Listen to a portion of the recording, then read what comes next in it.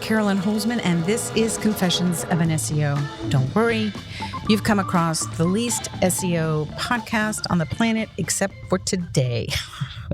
Normally, it's really just a place to feel okay that you're an SEO. The last few episodes have been heavy on the helpful content system.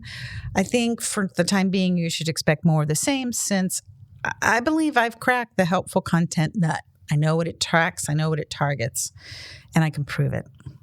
All right, well, welcome to Season 4, Episode 16, Confessions of an SEO, Google Word Soup.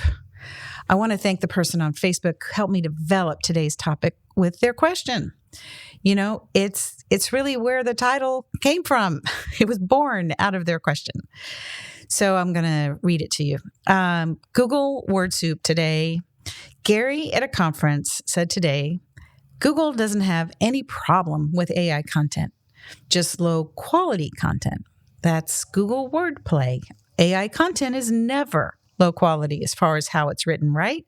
It's trained to be good with language. It's writing well. So why did all the sites in the last update who used AI content lose their traffic if Google has no issue with it? ? Great question.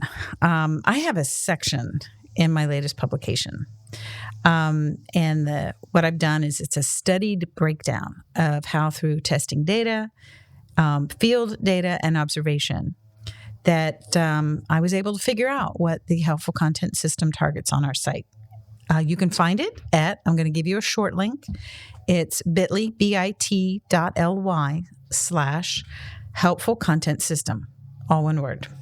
Now, there's a section in there where I specifically provide my take on AI-generated content.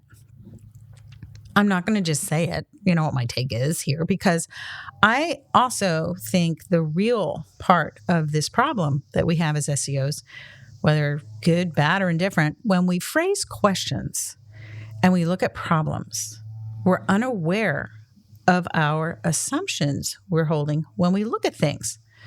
So we jump around on every little corner we can think of. We assume that's everything. And then we say like, oh, we're in Google Word Soup.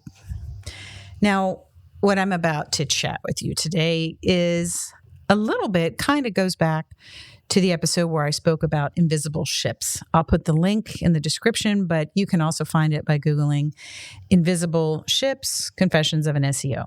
So let's first look at the terms we're using. Low quality content. Okay. Anyone who's been around long enough might remember back in the day, a little update that came out. It was called Panda. It had another name that didn't get much traction. I think it was called the Farmer Update. But really it had to do with content farms and links back to money pages and all this sort of like just enough to, generate traffic. It was all the rage around 2011 and quickly followed by the Penguin Update, which hit me on my birthday in 2012. And even today, I'm lighting a candle for my site that was banished from the SERPs for my most valuable keyword phrase. By the way, this was back in the day also when you could rank nationally as a local business for terms that would rank all across the United States, all the cities, all the states, if you were competitive enough. So basically, Panda was all about low quality content. And I think a lot of people think that's what helpful content is targeting. They say that, but everybody think it's like enhanced Panda. You could look at a page and determine various things. Like, for instance, if the word count was around 300 words, you saw images that you could easily find on 1,000 other sites. Think of that as image syndication. Lots of ads, poor English syntax, and let's say your visitor experience data. We just literally saw something like that, and we just couldn't say, oh, that's what low quality content is. But this today, is that all that Google might interpret as low quality content, because the conversations I'm reading now imply that people are fixated on that determination being made by what we as readers think of as low quality content. We read one page and declare what we think. This is what I mean when I say, we can't base a helpful content recovery on a CRO response. That's conversion rate optimization. So we can't solve an SEO problem, which is staying in the index and ranking, with a CRO solution, which we can only get once they click on our link. It's a catch-22. So in this day of AI-produced content, is that all that Google might interpret as low-quality content? Now, if you haven't been following it, the House Fresh video series, this is where Marie Sayes and I break down the complaint of House Fresh, who very publicly wrote a sort of huge manifesto that basically blaming Google on its disappearance from the SERPs because Google was deliberately letting big brands take over the SERPs. Now, short story, what we're finding is that complaint, as described, it doesn't hold up under scrutiny. So then, when sites appear to be shrinking like a flower that's past its prime, and then drying out in the sun only to blow away, clearly low quality content is not what people think it is. It would behoove all of us to stop looking and listening to what Google says and simply look at what they do. Where do they put their feet? And once we do that, then we need to clinically look at what we think low quality content is. And I would say be open to expanding our definition of it. There are reasons that Google does not want to litter its results with 1 trillion or more pages of AI content that is basically distilled from all the other content that they already have. Now, their stated goal is to reduce their index by 40%.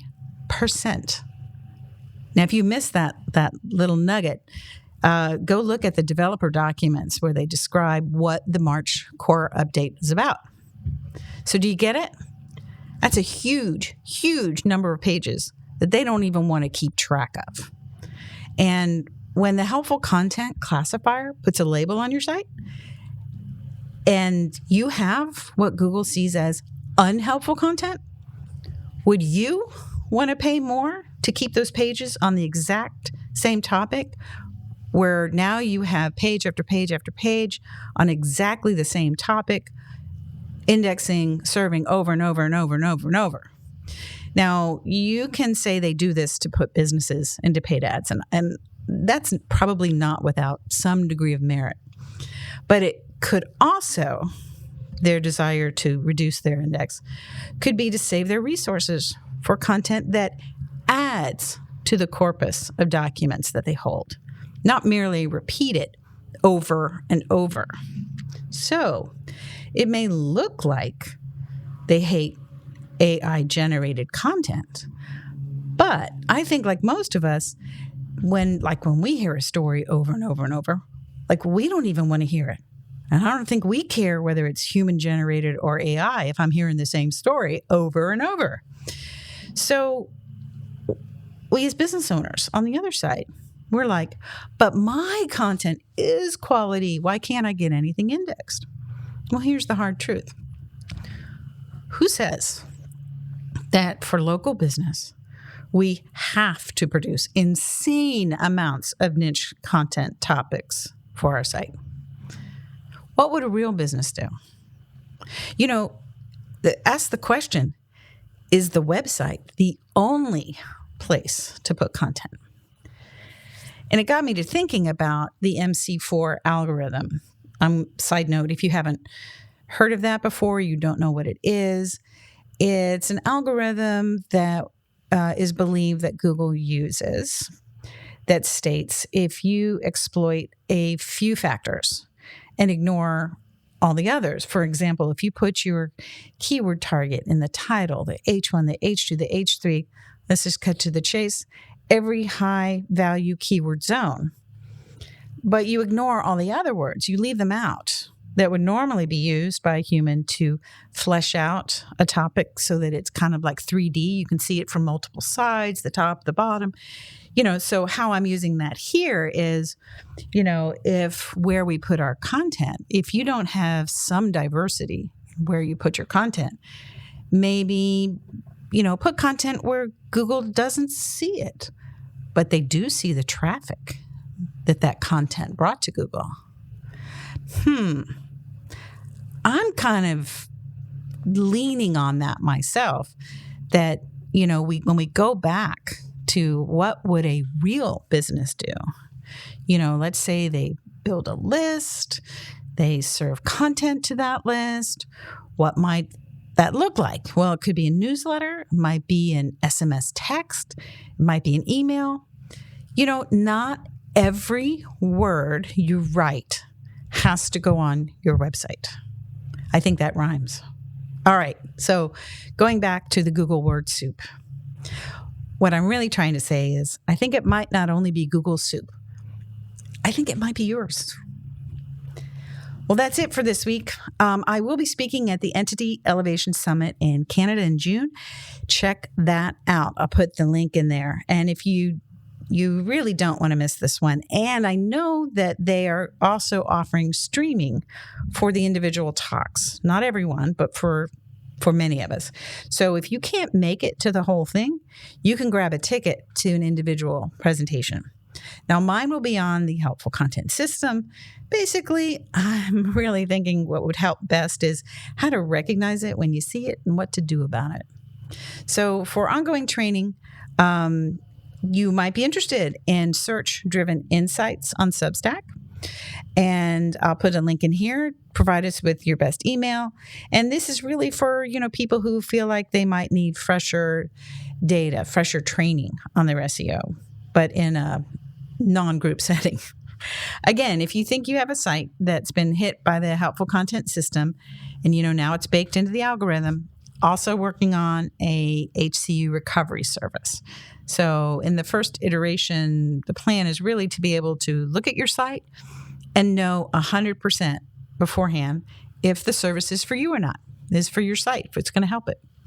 Now, if you also want fresh out of the oven indexation data, check out Crawl or No Crawl on Substack. I'll make sure all those links are in there along with the tools that I use. Thank you for being a listener. Right now, as you can see, it's all about helpful content update. But if there's a topic that I can serve up as a amuse-bouche, you can text Confessions 512-222-3132 with your idea. Thanks again. And until next week, I'll see you in the SERPs.